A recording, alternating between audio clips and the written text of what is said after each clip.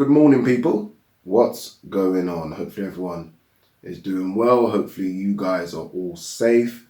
I say good morning. It is very, very early. It's like 7, well, for me this is early. I can't lie to you. It's like 7:27. That's early for me. I've got so much to do today, but I wanted to film and get it out of the way because I've got like tons of shit to do. I promised my mum I'll go around and cut her trim her hedges outside the house. And then, for some reason, she's asked if I could have a look at the back garden as well. It's like, what is this? What is this? You know, you only raised me. So yeah, I'm going to go around and do that. I've got to go to B&Q. I don't know if American viewers know what that is, but that's our local DIY store. Obviously, because I'm finishing up the bathroom. Nearly finished, by the way. How self-gratifying, is that the right word? Like self-gratification.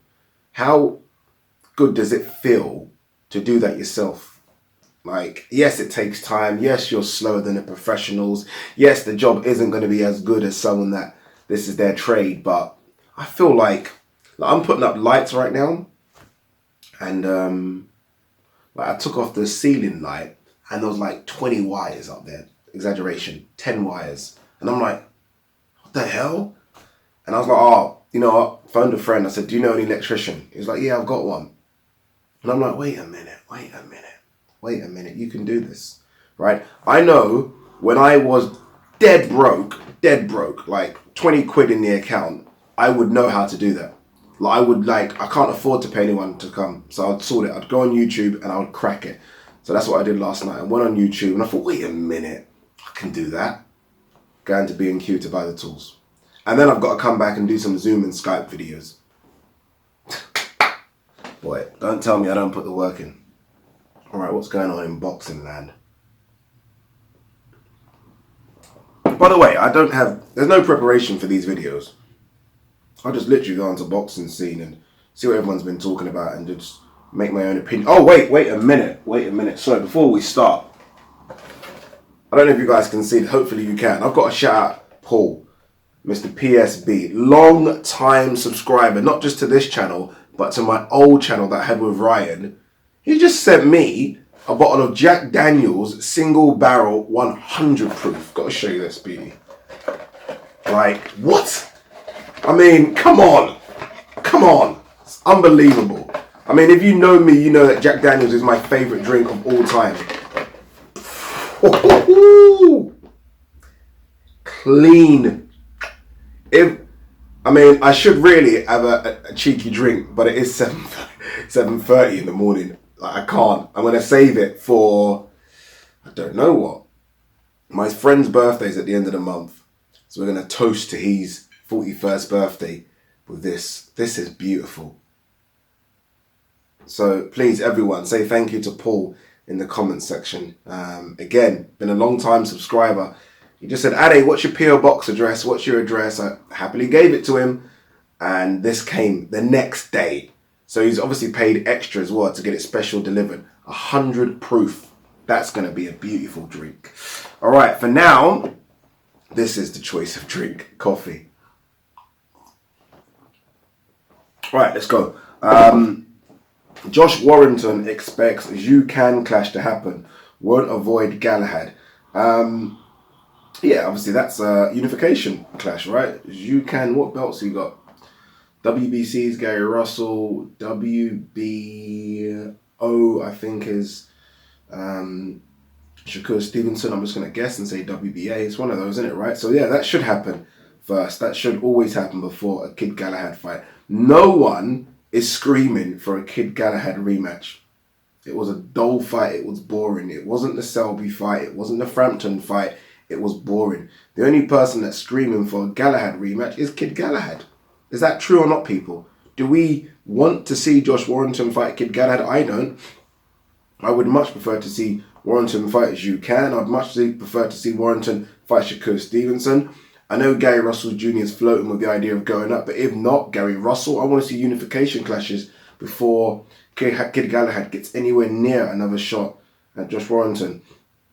Chisora believes Vladimir Klitschko can still be a force. I agree. I agree. How old's Vlad? Was he 44? Let's have a look. 2 seconds, my people, them. He is 44. A lot. There is a lot of miles on the clock. I say that just because it's been a long career with Vladimir Klitschko. He hasn't been brutally dismantled many times, has he? I mean, even early on in his career, those knockouts, they weren't like vicious, like beatings, right? It wasn't like he was on the end of like Lennox Lewis versus Vitali, for example, where his face is all bust up. Nothing like that. Not many injuries as well. Still looks in fantastic shape. Like, there aren't, look, it's difficult because he's been out of the ring for so long, but I don't think there are 7 heavyweights out there. Maybe even that's too much. But let's just say 7 heavyweights out there that beat Vladimir Klitschko now. I don't think so. I'd be shocked if you think there is. Trust me, there isn't. For example, like if it was to be announced tomorrow that Vladimir Klitschko was going to come back and fight Kubrat Pulev, who would you favour? I know Pulev's active and, you know, but I would still pick Vlad. Maybe I'm just going on old memories of what Vlad used to be like, but I'd still pick Vlad to beat Pulev now. So I'm with Chisora there. Holyfield, talks have begun with Mike Tyson for trilogy. Boy, oh boy. So what is this now? Is this still an exhibition fight? Is this, like, the way these guys are talking, it sounds like it's the real thing, right? Stop. No one's going to listen anyway, but just stop before someone gets seriously injured. The thing about Mike Tyson as well, and this is probably a bold claim on my part, but I was watching a Joe Rogan podcast and they were talking about Mike Tyson's comeback as well. And Joe Rogan was openly talking about PEDs in the sport. And he was like, yeah, Mike Tyson's 53, but if Mike Tyson gets on the right gear, so we're talking human growth, TRT, pretty much the stuff that Jarrell Miller got caught with, if I'm honest with you. If he gets on that gear, then yes, he's 53 in terms of age, but his body, and I don't know the science about this, and you know, you guys might know a bit more than I do, but his body could perform like a guy in the mid-40s. And he referenced Vitor Belfort. If you guys watch MMA, you know about Vitor Belfort. He was a guy that was on TRT, and he was allowed to take it when fighting in Brazil. He was allowed to take it because of an exemption, right? Those were some rules and regulations, but he was allowed to take it. Doctor gave him permission to take it. He was allowed to take it. If you went to Brazil and fought Vitor Belfort, you're getting fucked up. He literally turned into a machine on TRT, a machine. He KO'd Michael Bisping, KO'd Luke Rockhold, beat the shit out of Anthony Rumble Johnson, came over to the US where he wasn't allowed to take it, just a normal man again. So that TRT stuff can really benefit you. So if Mike Tyson jumps on that and fights someone top 50, I wouldn't rule out Mike Tyson fucking them up, if I'm honest with you. I wouldn't, honestly. Steroids has advanced a lot in over the years. This isn't the kind of steroids that Ben Johnson was taking in the 80s and 90s. It's a different thing right now. If Mike Tyson jumps on that, Mike Tyson could be very, very dangerous. As for, going back, I don't know where I went there, but going back to this Holyfield talk, I don't know. I don't think even Mike wants to fight Holyfield, if I'm honest with you. I think he wants to fight a real live boxer. No disrespect to Holyfield, but I don't think he wants to fight a 58-year-old Holyfield. I don't think he doesn't want that. He wants something better than that. Bob Arum shoots down claims that Wilder revealed step-aside money. Yeah, this is nonsense, isn't it? This is the problem with journalism, right from the top to bottom. So from the guys that do all the top stories and get paid hundreds of thousands to write top stories to us YouTubers. People can just make up fake news, right? You can just make it up. Just say whatever you want, right? And if it gets... Their aim, stuttering through that, their aim is to get clicks, right? So you could say anything. and people are going to click on your story, whether it be fake or not. And by clicking on your story, you're going to pay them basically, because they're going to get paid per clicks. Or in YouTube world, they're going to get paid per views. Now, even if it's fake and it gets proven to be fake, it's not like that YouTube money gets taken back or that click ad revenue gets taken back. They can just say whatever they want. And I think people just started making up this wilder thing just to get clicks, which is just shoddy journalism, right? Shoddy. Again, from top to bottom, I don't care if you are just a YouTube dude and, you're not a quote-unquote journalist or you're a top guy. Just like, why make up fake stories? I don't understand it. Like I've said for a long time that Wilder is not going to take step-aside money, and people are making vids on it saying he is going to take it. Of course he isn't. Well, of course he's not going to. Like, this is a guy that's going to get paid 30+ million for the rematch, whatever it is, I don't know. He wants his belt back. He got humiliated in the second fight. He's got Al Heyman and Shelley Finkel behind him. Do you think they're going to not want an American to have a WBC or any heavyweight title? They're not going to want two Brits to fight for it. Wilder's not taking step-aside money, so let's get that out of our head straight away. And what's this? Shields promoter Laila Ali isn't serious in any way about fighting Clarissa. Well, why would she be serious? She retired in 2007. God, I mean, find a better way, Shields promoter. Is that Dimitri Salita? Who is it? You find a better way in promoting Clarissa Shields rather than trying to want Laila Ali to even come out of retirement. Sort of, was it 2007? Sorry, peeps. Sorry, people. Let's quickly have a look on the last fight again. I think it was 2007. 2007, I'm correct. Why would you even want someone that hasn't fought for 13 years to come out of retirement and fight your beast in Clarissa Shields? Why would you want that? Again, if anything, they should be trying to do the Amanda Nunes fight. I know it's an MMA fight. I don't know how it's going to work, but that's a big deal, right? That's a big deal. Maybe even a Chris Cyborg fight or something, because there isn't anyone right now in boxing that makes sense. Unfortunately for Clarissa Shields, a lot of the big names or the bigger names are weights below her, 135, 140, 147. I know she said she'll come back down, but she can't keep kidding herself to keep coming down in weight. It's no point. Ryan Garcia, I think I'm very close to a title shot. I don't think you are. I don't think he is. I think he's... But then again, what does he mean by very close? I personally think he's about 3 or 4 fights away. I'm just trying to think who has the belts. And you got Devin Haney, kind of got a belt. Loma and Teofimo. The only way he's very close is if... I mean, people might say he's close with Devin, just because same network and stuff. Possible.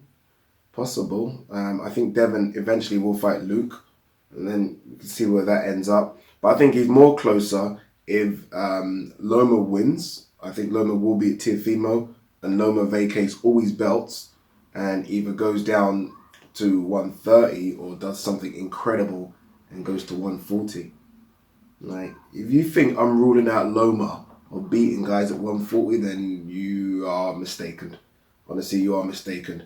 I think Loma could beat... Anyway, let me not say who, but I just think Loma could do some damage at 140. Risky, obviously, because I think he's maxed out at 135. But if you're chasing pure greatness, like, if he's chasing... Because I'm thinking, like, if Loma stops now, like, say he beats Teofimo and becomes undisputed, which is massive anyway, but then drops down to 130, where he's already won a belt. I do wonder how the record books will see Loma, because right now we're not talking about Loma as sort of best of this era. I think we kind of know that's true, right? He's one of the best anyway. I think Loma wants to kind of be thought of as one of the best of all time, right? Where you have that kind of conversation like we do with PACMAN and FLOYD from the era before, and we chuck them in our where these guys, top 10, top 20. Loma wants to be in that conversation. Now, in order, I think, for him to get in that conversation, 140. He wins a belt at 140, he's in that conversation. And that's a conversation, people. What's this one? Lubin, I definitely want rematch with Charlo. I'm very dangerous right now. You're not going to get the rematch, Lubin. Floyd Mayweather is passionate to become great trainer, says Leonard Ellaby. Floyd could definitely become a good trainer. If not a trainer, Floyd could be a very good advisor as well. A lot of these kids are signing ridiculous contracts, right? Ridiculous contracts. And a lot of these kids go through so many issues like legal ramifications later on because they sign a contract very early on when they're dead broke, right? And you're just going to sign on the dotted line with any manager or any promoter just to get yourself out there, get a bit of money. Floyd could be an advisor when it comes to doing things like that. I don't know how Floyd has been as a promoter / manager with the talents that he's had. So Gervonta Davis and Jadion Love and all those guys, Badu Jack. But they seem to be okay with him. I know Gervonta Davis had a bit of an issue with him for a period last year, if I remember correctly. But I think Floyd, I think he can become a good trainer if he's patient, right? I mean, again, he can't expect anyone to be Floyd. And I don't think he can expect anyone to try and copy his style and be Floyd. I remember when Oscar fought, and Oscar actually tried to do that shoulder roll thing that Floyd does. I guess, yeah, Oscar was trained by Floyd Mayweather Sr. I don't know what fight it was. What fight was it? What fight was it that he was... And it just didn't work. He kept on getting caught. He kept on getting caught with right hands. It's like, well, obviously it's not working for you. So Floyd can't train people to be like him. It's not possible, right? But I think he can be a good trainer. I mean, you think of what Floyd's been around. It's not just Floyd, but you take Roger into it, you take Floyd Sr. into it, you take that long career. You should, I think, become a good trainer. But I also think he can become a very good advisor / manager as well. What else have we got? Mike Tyson explains why McGregor should get more credit for Mayweather fight. Should he? Should he get more credit for that fight? I don't know. Floyd's last fight, it's difficult. I mean, he did land. There was one shot, yeah. I have to watch the fight back again. But I'm pretty sure he landed a body shot that kind of folded Mayweather. But then he kind of rushed into it and the ref broke it up and Mayweather got time to breathe. He landed a body shot that hurt Mayweather. I remember it cleanly. And he landed an uppercut. Apart from that, Floyd, I thought, was kind of playing with him. Like, Floyd changed his style completely. That kind of walking forward with the kind of the shell guard, as opposed to how we used to see in Floyd. And I think that kind of put off Mayweather, put off McGregor. But we do have to understand, and I understand Mike Tyson's point that McGregor went in there with one of the best boxers ever, right? And survived 9 rounds. Like, I mean, I guess you've got to give him credit for that. But, I mean, the only credit I'm giving him is that he walked away with over $100 million in the bank. So that's as much credit as we're getting. Manny Robles says, after beating Joshua, Andy Ruiz was a different person overnight. You're gonna be. You're gonna be. Like, you're gonna be, aren't you? Come on, people. I mean, he's human. He's not a robot. You have to be something different to come from near obscurity, let's be honest. I mean, boxing fans, hardcore boxing fans know about Andy Ruiz. That's it, right? We all saw the memes that were going around before the fight about who is this fat kid, blah, blah, blah. And you just beat up the Greek god. You take all his belts and you basically win the lottery. How is that not going to change you? I don't know. I defy anyone for that. That will change anyone. I don't care. You go and see the Mexican president. You go on shows, you're inundated with interview requests. I mean, you what did he do? He bought like a Rolls Royce Jeep, he bought a Lambo, he bought a house. It's going to change you. It's going to change you. Didn't buy a Lambo. That's a lie. I just said a Lambo. Didn't buy a Lambo because there's no way he's getting in a Lambo. But he did buy that Rolls Royce Jeep. It's going to change you. If people don't think, then I don't know. What's this? Eddie Hearn reveals big plan to stage events, including White Povetkin. I believe part of this plan is to have events at the Matchroom headquarters. I did say this a while back, that there is 0 point, especially if you're having sort of fights behind closed doors, it doesn't really make sense to spend thousands of pounds renting out venues, even the smaller venues, right? You're not going to get any money back from ticket sales, so what's the point? So he's going to have events, I'm hearing, at the Matchroom headquarters. Let's sort of click onto the story, because surely he's not having, or is he having Dillian Whyte there as well? Is he going to have that fight there? Hearn says he is planning fight nights on 4 consecutive Saturdays in July and August, beginning with Terry Harper's WBC Super Featherweight title defense against Natasha Jonas, and concluding with, okay, so Dillian Whyte Povetkin will be there. Interesting. That's interesting. So Dillian Whyte Povetkin will be there. Man, that Whyte Povetkin one, that's a big hit, you know, on ticket sales. I mean, you've got to do it, but that, you're talking a 2 million possible, 1.5 to 2 million pound hit on ticket sales. That's massive. So I'm guessing, I do wonder if Whyte and Povetkin have both agreed, considering the circumstances, although they've signed contracts, right, with their exact amount on it. I do wonder if they've now decided to accept less, right? Could be a couple 100,000 each less, but I wonder if they've accepted less to kind of have it behind closed doors, which I hope they, or you'd hope that they have, but who knows. What's this? Jamel Herring hits training camp, hopes for July 4th ring return. I mentioned this in a story that I spoke about Terence Crawford the other day, that I saw Jamel Herring and Terence Crawford doing road work, and he said something about training camp has started. July 4th, is that going to be Carl Frampton? I'm guessing not. I'm guessing it's going to be sort of an interim fight before that. A lot of fighters are doing that now, right? Because for a Carl Frampton fight, especially if it's going to be sort of Windsor Park, you do want that gate receipt money. You do. It's going to be very important. So I doubt it's going to be Carl Frampton behind closed doors, just because that is not a pay-per-view fight, right? I mean, so yes, you'll make money from the TV networks broadcasting it, but not that much. So it's not a pay-per-view fight. So then you don't want to lose out on ticket sales as well. So I'm guessing that's going to be an interim fight. Anything else before we shut up shop? Okay.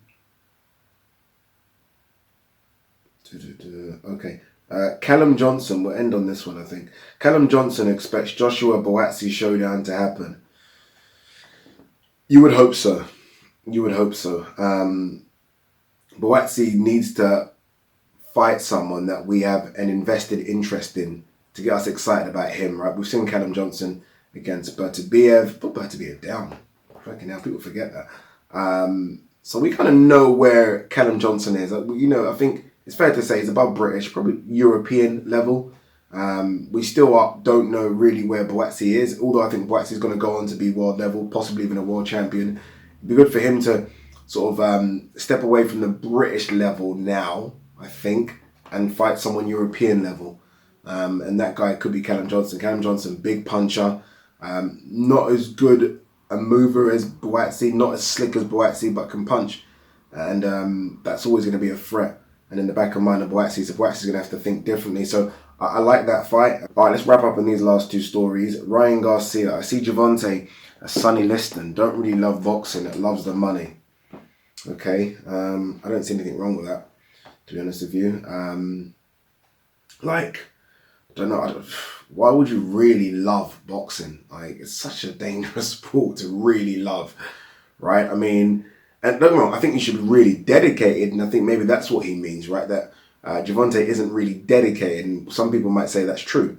But to really love it, like, I don't know, obviously the mindset of boxing is completely different from my mindset, but to really love something that ultimately, no matter how good you are, will leave you with some sort of damage, right? There will be some sort of damage, whether it's physical damage, mental damage, whatever. You're gonna get some sort of damage from the sport. So to really love that, I'm not sure. I don't see any problem with Gervonta not really loving that. Again, dedication's one different thing altogether. And to really love the money, well, why not? Right? Why not? Right? I mean, why not get paid? Why not love the money? It's a sport that for years they would have been doing for free, and for really crap and shit money. So now you can earn some big money and help your families and help friends and set up businesses. So for me, really like boxing, really love money. No problem with that at all.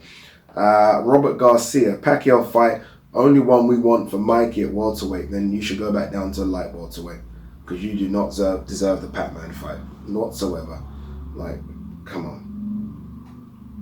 Come on, what? Because you beat Vargas? Is that it?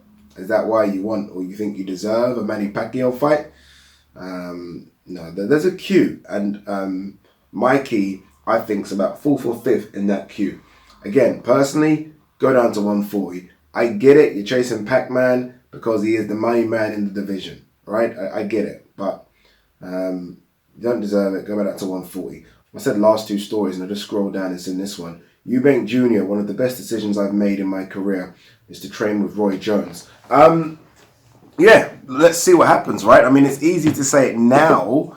You've not had a fight yet, so we don't know everything you've learned so far from Roy Jones, everything you've soaked up is going to work for you. Fingers crossed it does. I think just in general, it's good. I think I've said this a lot of times, so I don't want to continually repeat myself, but I think he needed to work with someone that he respected big time, because we know he's got a big ego, right? I mean, come on. He's the son of EUBANK Senior, so he's always going to have a big ego. But I just hope that it's not too late. I really do. I mean, it's difficult. Every time you even see sort of boxers switch trainers, their style, it's so difficult to soak up new information and try and fight differently. I remember watching Manny Pacquiao, Ricky Hatton, and obviously Ricky had changed trainer at that time. Ricky had gone with Floyd Mayweather Senior, and Ricky is trying to do things that Floyd Mayweather Senior's put into Floyd Jr., right? I mean, we're seeing different things. Didn't work. Didn't work. Ricky went back to what he knows and got knocked out viciously. So hopefully, Chris Eubank Jr. can soak up that information and change a little bit of what he does. And if he can change a little bit, just a little bit, whether it's even 5%, 10% maybe, then who knows? It could be a force in the middleweight division. Because even without this, and I say this being Roy, he is a force. So if he can add 10% to his game, could be a different beast. Anyway, guys, peace.